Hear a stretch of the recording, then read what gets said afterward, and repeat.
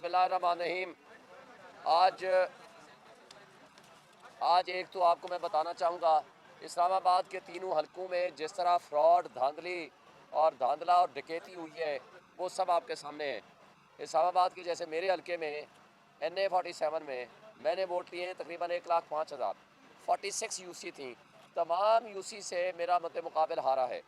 वो वोट ले रहा है 51,000 और डिफरेंस जो है वो भी 53,000 से ज़ायद का है। अब वो जो हारने वाले का इतना ह्यूज डिफरेंस है, उसको जिता दिया और जीतने वाले को हरा दिया। इसी तरह आपने देखा जो मेरे साथ के दो हलके हैं उनमें भी यही सिचुएशन है। और मेरे साथ जो इलेक्शन लड़ रहे थे वो सिर्फ ये नहीं था कि तारिक फजल चौधरी हो, उसमें जमात इस्लामी थी, उसने कल प्रेस कॉन्फ्रेंस की है। उसमें मुस्तफ़ा नवाज़ खोखर था, वो पहले दिन से हमारे हक में हमारे साथ खड़ा है। इसमें TLP थी, उसने कल प्रेस कॉन्फ्रेंस की है। और इसी तरह तमाम वो लोग जो लोग हमारे मद्दे मुकाबिल थे, उन लोगों ने इसको एक्सेप्ट किया कि फॉर्म 45 वो चीज़ होती है कि जिसके तमाम पोलिंग एजेंट्स के उसके ऊपर दस्तखत होते हैं और उसकी रोशनी में फॉर्म 47 बनता है।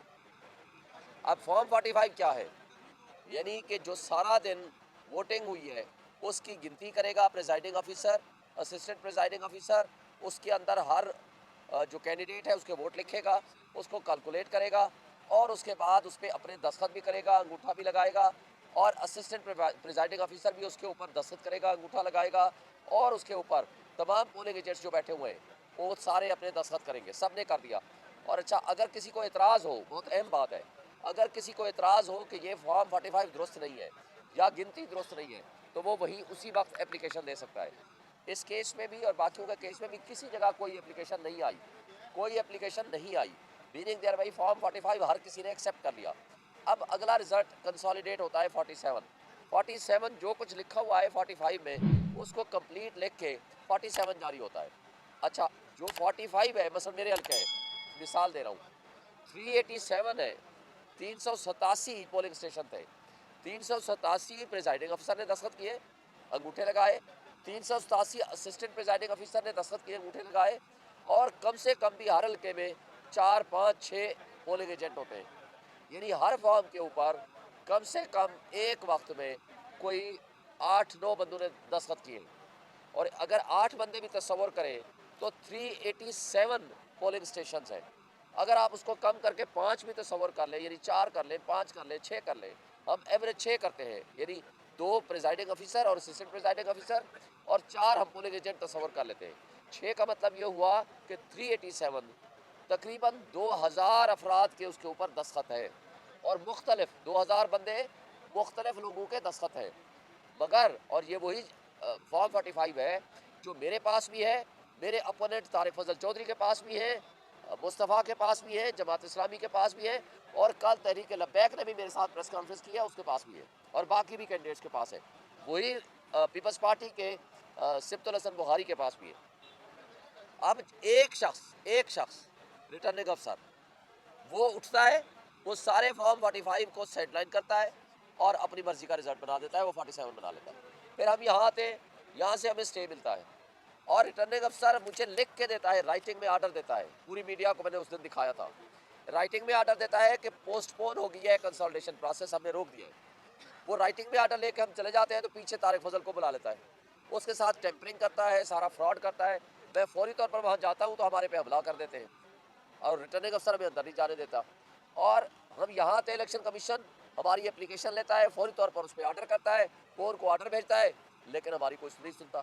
और इत्तेफाक से और अजीब सी बात लगती है कि इलेक्शन कमीशन खुद स्टे दे रहा है, खुद उनको रोक रहा है और ख़ुद कह रहा है कि इनके खिलाफ एक्शन क्यों नहीं, आप क्यों ये ऐसी हरकतें कर रहे हैं, और रात को नोटिफिकेशन जारी कर देता है, जिसको हमने हाई कोर्ट में चैलेंज किया और अभी वो आर्डर रिजर्व हो गया है। हम उम्मीद रखते हैं कि नोटिफिकेशन वो सेटिसाइड हो जाएगा।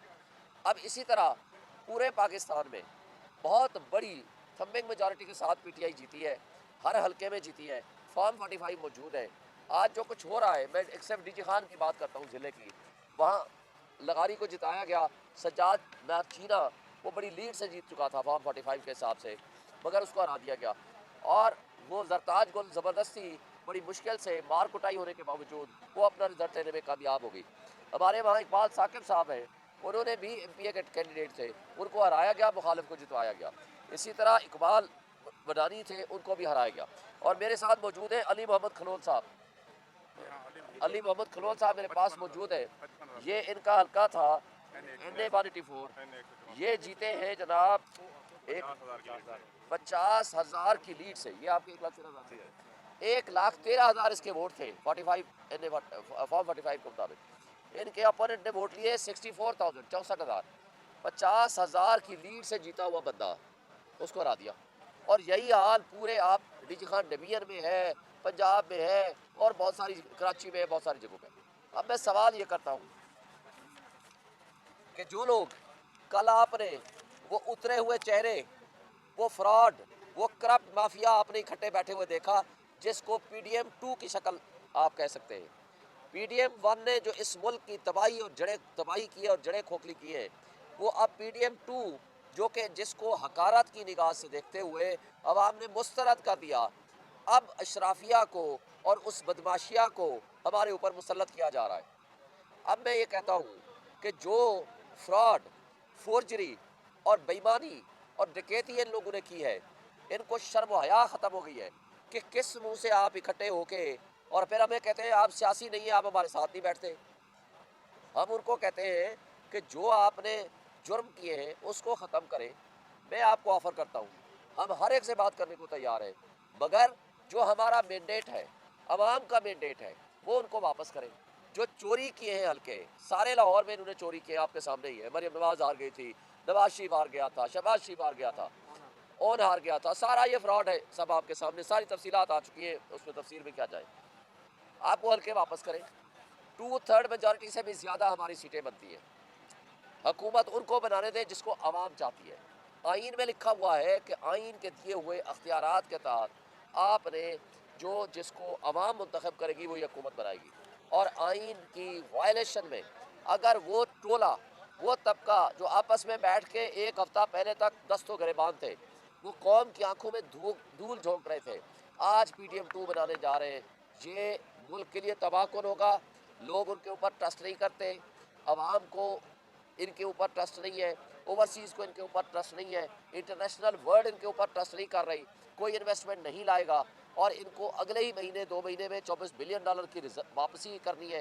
इनके पास कोई रोड मैप नहीं है।